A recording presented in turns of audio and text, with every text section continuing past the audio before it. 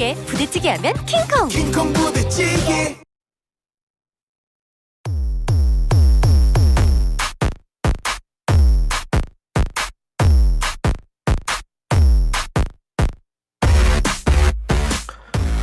신율의 뉴스 정면 승부 3부 시작합니다. 매일 3부는 정치 뉴스 말고 여러분들이 꼭 좀 기억하셔야 할 뉴스, 꼭 알아야셔야 할 뉴스를 알으셔야 할 뉴스를 일목요연하고 명쾌하고 상큼하게 여러분한테 전해드리는 정면 브리핑 시간으로 꾸며지고 있죠. 오늘도 바로 이 중요한 뉴스 여러분들한테 상큼하고 간결하게 전해드릴 김영민 아나운서 나와 있습니다. 어서 오십시오. 네, 안녕하세요. 예.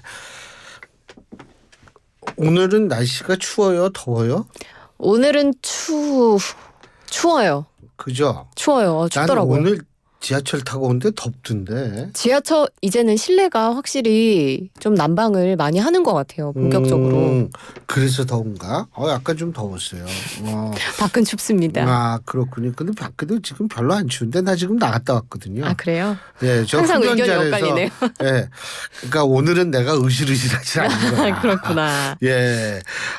근데 뭐 하여간 오늘 또 굉장히 사실 무죄 이 선거 이재명 대표에 대한 이 부분 때문에 상당히 놀라신 분들, 너무나 감격하신 분들, 혹은 이건 아니다라고 생각하시는 분들이 많은데 제가 분명히 말씀드리고 싶은 건 판결에 대해서 우리가 이거는 담담히 받아들여야 될 문제지 이거 가지고 이러쿵저러쿵 얘기할 부분은 아니라고 생각합니다. 우리가 지금 제일 필요한 거 제도에 대한 신뢰이기 때문에 그런데요. 자, 어쨌든 근데 이것도 이게 좀 아주 좀 그래요. 그 뭐냐면 일본이 사도광산 추도식을 열었는데 이게 결국 뒤통수 맞은 듯한 느낌을 주는 거. 아니 강제 노역에서 강제라는 단어가 전혀 언급되지 않았잖아요. 그러니까 이 일본 사람들이 좀 이게 좀 그런 게 유네스코 지정할 때에는 강제라는 표현이 들어갔던 걸로 기억을 해요. 근데 이번에 추도식엔 또 이걸 빼고 뭐 치고 빠진 것도 아니고 이게 뭐 하는 건지 전 진짜 모르겠어요. 맞습니다. 예. 그 말씀하신 것처럼 일본이 이 사도광산을 지난 7월에 세계문화유산으로 등재를 할 때 한국 측의 등재 동의를 얻어야 되니까 매년 현지에서 노동자 추도식을 열겠다 이렇게 약속을 한 건데 이 추도식을 막상 진행한 걸 봤더니 우리의 예상과는 달리 교수님 말씀하신 것처럼 약간 뒤통수 맞은 것처럼 강제라는 단어가 아예 한 번도 언급이 되지 않았습니다. 어제 일본 니가타현 사도시에서 사도광산 추도식이 열렸는데요. 이 자리에 일본 중앙정부 대표로는 이쿠하나 정무관이 참석해서 추도사를 했습니다. 강제 노역, 강제 동원 이렇게 강제라는 단어는 전혀 입에 올리지 않았고요. 추도사를 인사말이라고 명명하면서 어떤 내용을 이야기했냐면 사도광산 노동자 중에는 1940년대 우리나라 그러니까 일본이 전쟁 중에 노동자에 관한 정책에 기초해서 한반도에서 온 많은 분이 포함돼 있었다. 이렇게로만 말했고요. 종전까지 고향에 돌아가지 못하고 유감스럽지만 이 땅에서 돌아가신 분들도 있다. 이런 이야기를 했습니다. 그러니까 강제로 일본이 우리나라 노동자를 데리고 왔다. 이런 이야기는 아예 하지 않은 거죠. 그리고 이쿠이나 정무관의 과거 행보 역시도 좀 논란이 되고 있는데 지난 2022년 8월 15일에 일본 패전일 때 태평양 전쟁의 A급 전범들이 합사된 야스쿠니 신사를 참배해서 논란이 된 인물입니다. 그래서 이렇게 강제노역으로 고통받은 조선인 노동자를 추모하는 행사에 야스쿠니 신사를 참배한 인물이 추도사를 한다는 것이 과연 적절하냐, 굉장히 부적절하다. 이런 지적이 제기가 된 겁니다. 아니 이게 뭐 우리 쪽에서 관객에서는 신호를 보내면 그쪽에서 화답을 해야지 이게 뭐가 되는 건데 이런 식이면은 진짜 좀 우리 입장에서는 아주 곤란하죠. 그렇죠. 정부 사도광산 추도식 별도로 진행을 했죠? 네, 맞습니다. 우리 정부는 그래서 일본이 어제 이 자리를 마련한 사도광산 추도식에 참석을 하지 않았고요.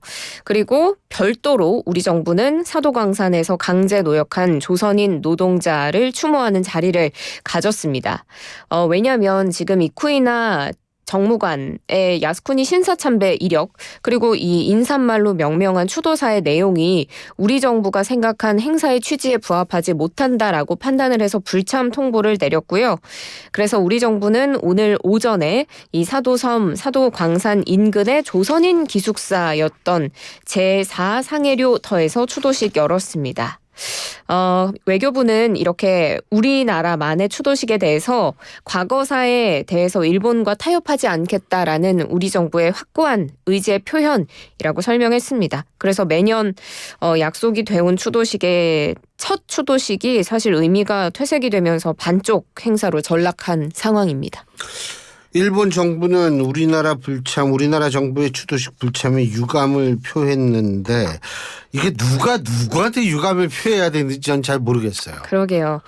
일본 정부가 우리가 불참해서 반쪽짜리 행사가 된 것에 대해서 유감을 표했습니다. 일본 정부 대변인인 하야시 요시마사 관방장관이 오늘 기자회견 열었는데요. 일본 정부는 한국이 불참한 데 대해서 어떻게 생각하느냐라고 묻자 한국 측이 추도식에 참석하지 않은 이유를 설명할 입장은 아니지만 참가하지 않은 것은 유감이라고 생각한다라고 이야기했습니다. 그리고 그 이쿠이나 정무관의 지금 야스쿠니 신사참배 논란과 관련해서도 발언을 했는데 참의원 취임한 뒤에 참배한 것은 사실이 아니다 이렇게 밝혔거든요. 그러니까 또 그러면 야스쿠니 참배를 하지 않고 있다라는 사실을 어떻게 확인할 수 있느냐라는 질문이 나오자 정부 내부에서 처리되는 일을 하나하나 얘기하는 건 삼가겠다 이렇게 하면서 대답을 피하는 모습이었습니다. 어쨌든 일본 정부가 이게요, 과거라는 거는 덮는다고 없어지는 게 아니거든요. 그런 거를 좀 잘 알았으면 좋겠어요. 우리가 흔히 독일의 과거사에 대한 접근과 일본을 비교를 많이 하는데, 제가 볼 때에는 독일을 배워라 이런 얘기를 하려고 하는 것은 아니지만 최소한도 독일이 왜 그렇게 과거사에 대해서 겸허하고 인정할 것을 인정하는 모습을 보이는지 이런 부분에 대해서 생각을 해봐야 돼요. 사실 독일은 헌법이 없어요. 지금도. 헌법이 없고 대신에 그룬트 게제츠라고 얘기를 하는 그룬트 기본 게제츠법 기본법이라는 게 있거든요. 네. 근데 왜 헌법이라고 페어파숭이라는 단어가 존재함에도 불구하고 왜 기본법이라는 단어를 사용하느냐. 그거는 본인들이 전범 국가 전쟁을 일으켰다는 데 대한 스스로에 대한 어떤 반성의 의미로 헌법을 가지고 있지 않다라는 이거에 한 3분의 1 정도만 좀 쫓아가도 돼야 되는 거 아니에요? 너무 좀 일본이 그래요. 예, 이렇게 하면 안 되죠.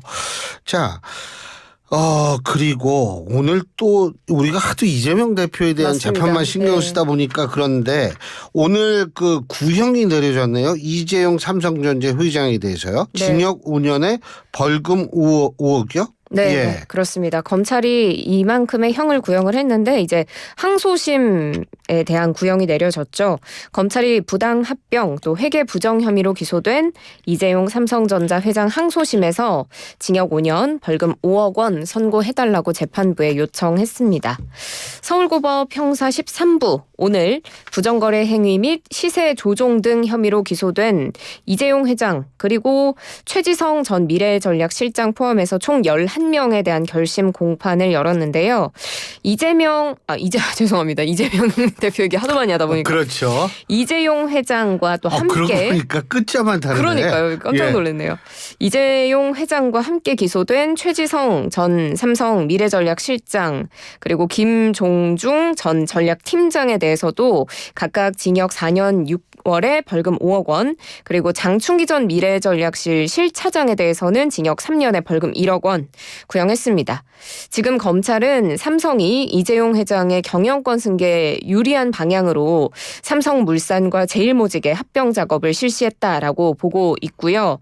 그래서 이재용 회장의 경영권 승계나 또 그룹 내에서 지배력을 강화하기 위해서 미래전략실 주도 하에 이 삼성전자, 삼성물산 그리고 제일모직 합병을 부당하게 추진하고 계획했고 또 제일모직의 자회사였던 삼성바이오로직스의 4조 5천억 원대 분식회계에도 관여한 혐의로 재판에 넘겨진 바 있습니다. 그러니까 이게 지금 이 오늘 구형한 구형량이 1심하고 똑같은 거죠? 네, 맞습니다. 검찰이 1심에서도 똑같이 징역 5년에 벌금 5억 원을 구형한 바가 있는데요.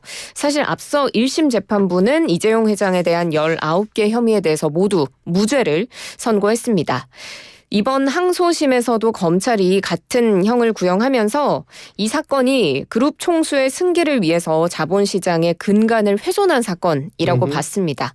피고인들이 이 사건 합병 당시 합병에 찬성하는 게 곧 국익을 위하는 것이다. 이런 식으로 주주들을 기망했다면서 사실 이게 국익을 위한 것이 아니라 특정 개인의 이익, 투자자 다수의 불이익을 낸 결과다라고 이야기를 했고요.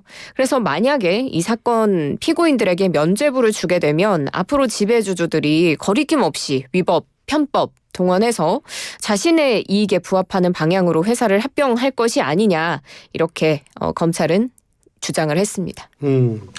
자, 이제 우리 또 청취자 여러분들이 상식적으로 아시면 참 좋을 거. 그런 얘기인데 우리나라 지금 예금 보호한도 다시 말해서 은행이 망하더라도 정부에서 대신 돈 내주는 게 5천만 원까지 돈을 내줬죠. 네. 예금했는데 근데 이게 상향된다라는 얘기가 있는 모양이죠. 네, 맞습니다. 오늘 오후에 지금 예금자 보호 한도 현행 5천만 원에서 1억 원으로 상향하는 내용의 예금자 보호법 개정안이 국회 정무위 법안 소위를 통과했습니다. 그래서 지금 교수님 얘기를 하신 것처럼 사실은 2001년부터 한 은행당 5천만 원까지만 예금 보호를 해줬었는데 이 금액이 거의 23년째 계속 동일하기 때문에 좀 바꿀 필요가 있다 이런 이야기들이 대두가 됐었고 이번에 법안 소위를 통과하면서 앞으로 이 예금 보호액이 2배인 1억 원으로 상향이 되게 됩니다. 그렇게 되면 또 예금자들이 더 편의가 상향이 되겠고 금융시장에 대한 신뢰도도 높아지지 않을까 기대가 됩니다. 이거 사실 동화은행이라고 부르죠. 네. 옛날에 동화은행이라는 제1금융권 은행이 있었어요. 그게 그 고향이 이북이신 분들, 실향민들이 중심으로 해서 이제 은행을 만든 거였는데 이게 망했어요. 네. 그래가지고 그때 그 고향 이북이신 실향민들이 손해를 굉장히 많이 봤거든요. 그렇군요.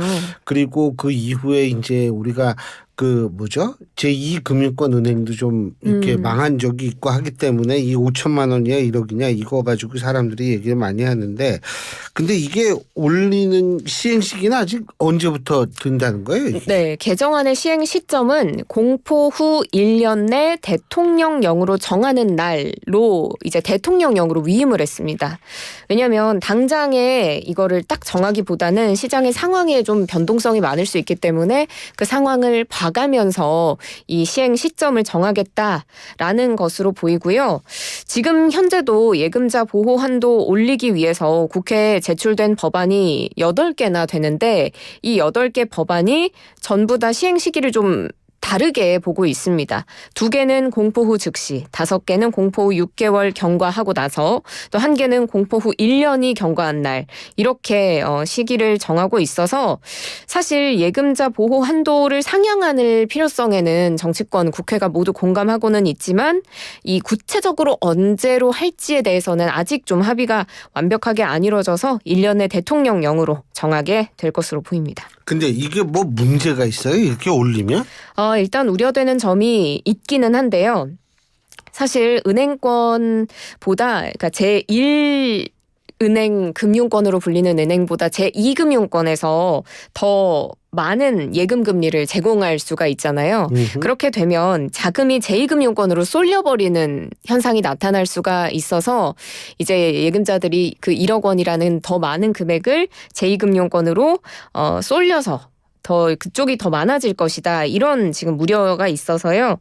만약에 이 보호한도를 1억으로 올리면 저축은행의 예금이 한 16%에서 25% 증가할 것으로 금융당국이 연구 용역 결과를 발표하기도 했습니다.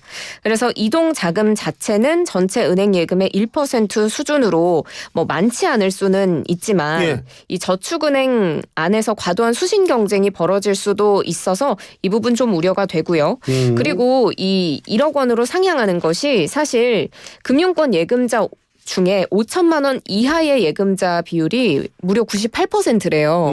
그러니까 이 1억 원으로 한도를 상향해 주는 것을 뭐 사실 많은 국민들이 그 혜택이나 편의를 못 누리는 거 아니냐. 생각보다 많은 사람들은 5천만 원 이상 넣지 않고 있다. 이런 사실 우려도 있었는데 사실은 이게 또 어떻게 보면 다들 5천만 원 까지밖에 보호가 안 되니까 다양한 그러네요. 은행에 쪼개서 넣어서 이렇게 된 것이지 실제로 1억 원으로 또 올라가면 많은 사람들이 편의를 볼 수 있을 것이다. 이렇게 보는 시각도 있습니다. 그리고 이게 올라가면 이 뭐 5천만 원 이하로 예금을 하시는 분들도 더 안심을 할 수가 있죠. 아, 그럼요. 예. 그러니까 이제 그런 건데 아유 뭐 하여간 언제 되는지 한번 그건 우리나라는 일단 되는 거 보고서 얘기를 해야 돼요. 그렇죠. 그래요. 예. 오늘 여기까지 하죠. 수고하셨습니다. 고맙습니다. 예. 김영민 아나운서였습니다.